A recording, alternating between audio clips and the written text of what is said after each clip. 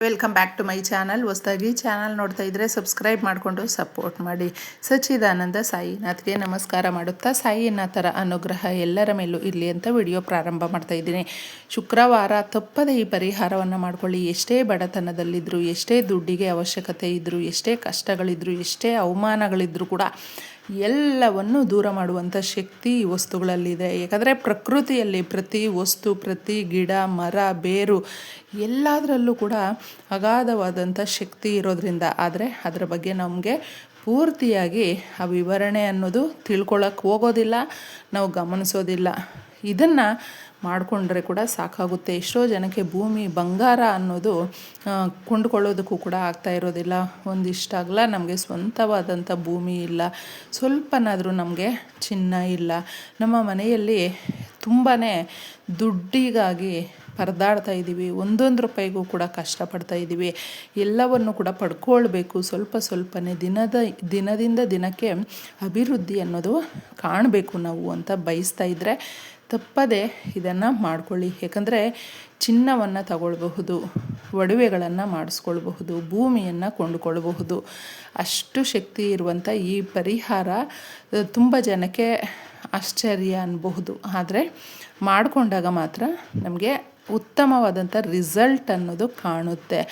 ಈ ಪರಿಹಾರವನ್ನು ನೀವು ಅಮಾವಾಸ್ಯೆ ದಿನ ಮಾಡ್ಕೊಳ್ಳಿ. ಇದೇ 17ನೇ ತಾರೀಕು ನಮಗೆ ಚೈತ್ರ ಅಮಾವಾಸ್ಯೆ ಇರೋದರಿಂದ, ಅಮಾವಾಸ್ಯೆ ಅನ್ನುವಂಥದ್ದು ಕೂಡ ಪ್ರಕೃತಿಯಲ್ಲಿ ಅಗಾಧವಾದಂಥ ಶಕ್ತಿ ಇರುತ್ತೆ. ಈ ದಿನಗಳಲ್ಲಿ ನಿಮಗೆ ಎಷ್ಟೋ ದೋಷಗಳಿದ್ದರೂ ಕೂಡ, ಕಾಗೆ, ನಾಯಿ, ಯಾವುದೇ ಪ್ರಾಣಿಗಳಾಗಿದ್ದರೂ ಕೂಡ ಅಮಾವಾಸ್ಯೆ ದಿನಗಳಲ್ಲಿ ಪಿತೃದೇವತೆಗಳನ್ನು ನೆನೆಸ್ಕೊಂಡಿದ್ದೆ ಆಹಾರ, ಸ್ನ್ಯಾಕ್ಸ್ ಏನೇ ಇರಬಹುದು ಕೊಡಿ.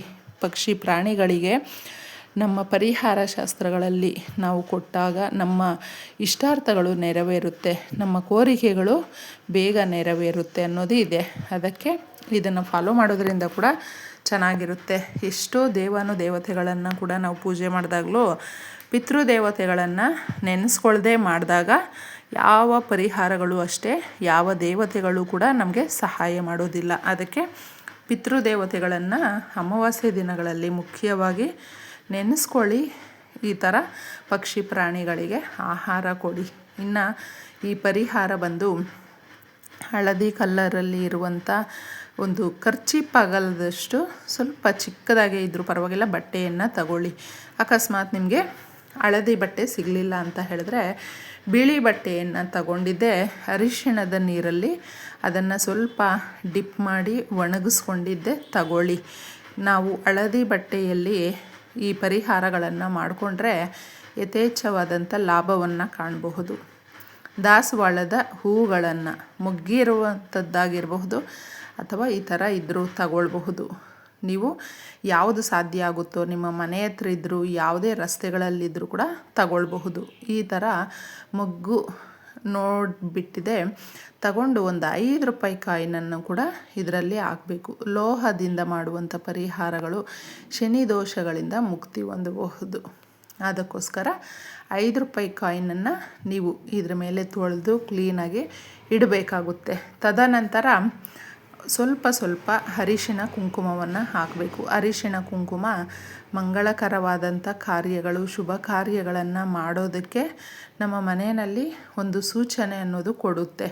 ಗೌರಿ ದೇವಿ ಹಾಗೂ ಗುರುವಿನ ಆಶೀರ್ವಾದ ಪಡ್ಕೊಳ್ಳೋದಕ್ಕೆ. ಇನ್ನು ಮುಖ್ಯವಾಗಿ ಧನಿಯಾ ಕಾಳನ್ನು ಸ್ವಲ್ಪ ಹಾಕಬೇಕು. ಧನಿಯಾ ಕಾಳು ಬಂದು ಧನಾಕರ್ಷಣೆ ಆಗುವ ರೀತಿ ಮಾಡುತ್ತೆ. ಲಕ್ಷ್ಮೀ ದೇವಿಯನ್ನು ನಮ್ಮ ಮನೆಯಲ್ಲಿ ಪಡ್ಕೊಳ್ಳೋದಕ್ಕೆ, ತಾಯಿಯನ್ನು ನಾವು ಮನೆಯಲ್ಲಿ ಸ್ಥಿರವಾಗಿ ಇರು ತಾಯಿ ಅಂತ ಕೇಳೋದಕ್ಕೆ ಇದು ತುಂಬ ಚೆನ್ನಾಗಿ ಕೆಲಸವನ್ನು ಮಾಡುತ್ತೆ ಸ್ನೇಹಿತರೆ. ಈ ರೀತಿ ನೀವು ಸ್ವಲ್ಪ ಹಾಕಿಬಿಟ್ಟಿದ್ದೆ ಇದ್ರ ಒಳಗಡೆ ಕಾಳು ಮೆಣಸನ್ನು ಹಾಕಬೇಕು. ಕಾಳು ಮೆಣಸು ಬಂದು ಕಪ್ಪು ಬಂಗಾರ ಅಂತ ಹೇಳ್ತೀವಿ. ಯಾವುದೇ ರೀತಿಯಾದಂಥ ನಮ್ಮ ಮನೆಯಲ್ಲಿ ನಮಗೆ ಶತ್ರುಗಳು, ಹಿತಶತ್ರುಗಳು ಬ್ಲ್ಯಾಕ್ ಮ್ಯಾಜಿಕ್ ಮಾಡಿದ್ರು, ಮನೆಗೆ ಏನಾದರೂ ಕೆಡುಕು ಮಾಡಿದ್ರು, ನಮ್ಮ ಮೇಲೆ ಕೆಡುಕು ಮಾಡ್ತಾಯಿದ್ರು ಕೂಡ ಅದನ್ನೆಲ್ಲವೂ ಕೂಡ ತಪ್ಪಿಸುವಂಥ ಕೆಲಸ ಮಾಡುತ್ತೆ ಕಾಳುಮೆಣಸು. ನೋಡಿ ಎಷ್ಟು ವಸ್ತುಗಳನ್ನು ನಾವು ಒಂದು ಗಂಟಾಗಿ ಕಟ್ಟಬೇಕಾಗುತ್ತೆ. ಈಗ ಇದರಲ್ಲಿ ತಿಳಿಸಿರುವಂಥ ವಸ್ತುಗಳು ಎಲ್ಲವೂ ಕೂಡ ಸಾಧಾರಣವಾಗಿದೆ ಅಂದ್ಕೊಳ್ಳೋದಕ್ಕೆ ಹೋಗಬೇಡಿ. ಆ ವಸ್ತುಗಳಿಗೆ ಎಲ್ಲವೂ ಕೂಡ ನಾವು ನಮ್ಮ ಸಮಸ್ಯೆಗಳನ್ನು ಹೇಳ್ಕೊಂಡಿದ್ದೀವಿ. ನಮ್ಮ ಮನೆಯಲ್ಲಿರುವಂಥ ನಕಾರಾತ್ಮಕ ಶಕ್ತಿಗಳನ್ನು ಮುಖ್ಯವಾಗಿ ಹೇಳ್ಕೊಳ್ಳುವಂಥ ಶಕ್ತಿ ತುಂಬಿರ್ತೀವಿ. ನಮ್ಮ ಇಷ್ಟ ದೇವರನ್ನು, ನಮ್ಮ ಮನೆ ದೇವರನ್ನು ಕೇಳಿಕೊಂಡು ಈ ಗಂಟನ್ನು ಕಟ್ಟಿ ನೀವು ಇದಕ್ಕೆ ಸಾಧ್ಯ ಆದರೆ ಧೂಪವನ್ನು ತೋರಿಸ್ಬಿಟ್ಟಿದ್ದೆ ರಾತ್ರಿ ಈ ಪರಿಹಾರವನ್ನು ಮಾಡ್ಕೊಳ್ಬೇಕು ಸ್ನೇಹಿತರೆ. ಶುಕ್ರವಾರ ರಾತ್ರಿ ಮಾಡ್ಕೊಳ್ಳಿ. ಎಲ್ಲ ಕೆಲಸಗಳು ಮುಗಿದ ಮೇಲೆ ಅಡುಗೆ ಮನೆಯ ಕೆಲಸಗಳನ್ನೆಲ್ಲ ನಾವು ಮಾಡ್ಕೊಂಡು ಇನ್ನೇನು ಮಲಗ್ತೀವಿ ಅನ್ನುವಾಗ ಮಾಡ್ಕೊಳ್ಬೇಕಾಗುತ್ತೆ. ಆಗ ಮನೆಯಲ್ಲಿ ಲಕ್ಷ್ಮೀ ದೇವಿ ಬಂದು ನೆಲೆಸ್ತಾಳೆ. ಅಂದರೆ ದವಸ ಧಾನ್ಯಗಳನ್ನು ಆ ತಾಯಿ ಯಥೇಚ್ಛವಾಗಿ ಕೊಡ್ತಾಳೆ. ಧನಲಕ್ಷ್ಮಿ ಬಂದು ನೆಲೆಸ್ತಾಳೆ ಸ್ನೇಹಿತರೆ.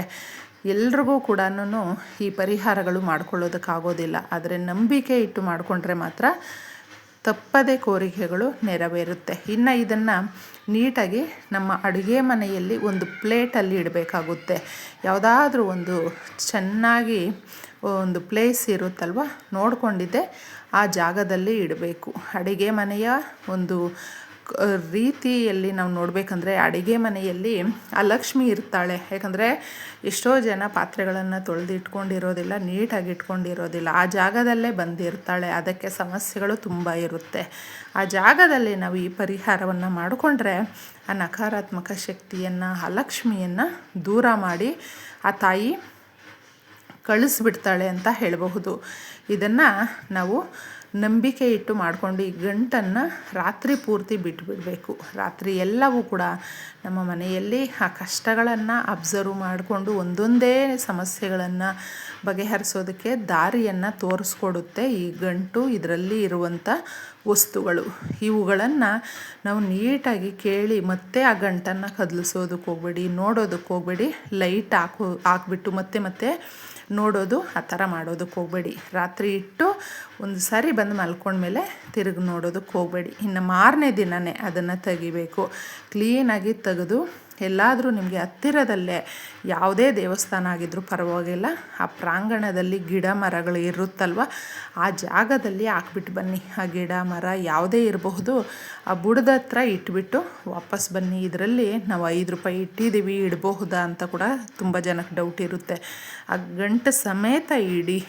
ಆಗ ನಿಮ್ಮ ಮನೆಯಲ್ಲಿರುವ ಕಷ್ಟಗಳನ್ನೆಲ್ಲವೂ ಕೂಡ ನೀವು ದೇವ್ರಿಗೆ ಒಪ್ಪಿಸಿದ್ದೀರಾ, ದೇವ್ರ ಪಾದಕ್ಕೆ ಹಾಕಿದ್ದೀರಾ ಅಂತ ಅಂದುಕೊಂಡು ಮುಂದೆ ನಡ್ಕೊಂಡು ನಾವು ಹೋಗಬೇಕು. ಈ ಥರ ಮಾಡಿಕೊಂಡ್ರೆ ಯಥೇಚ್ಛವಾದಂಥ ಲಾಭವನ್ನು ಕಂಡುಕೊಳ್ಬಹುದು, ಸಮಸ್ಯೆಗಳನ್ನು ಪಾರು ಮಾಡಿಕೊಳ್ಬಹುದು, ಸುಂದರವಾದಂಥ ಜೀವನ ನಮ್ಮದಾಗುತ್ತೆ. ಎಲ್ರಿಗೂ ಒಳ್ಳೆಯದಾಗಲಿ. ಧನ್ಯವಾದಗಳು.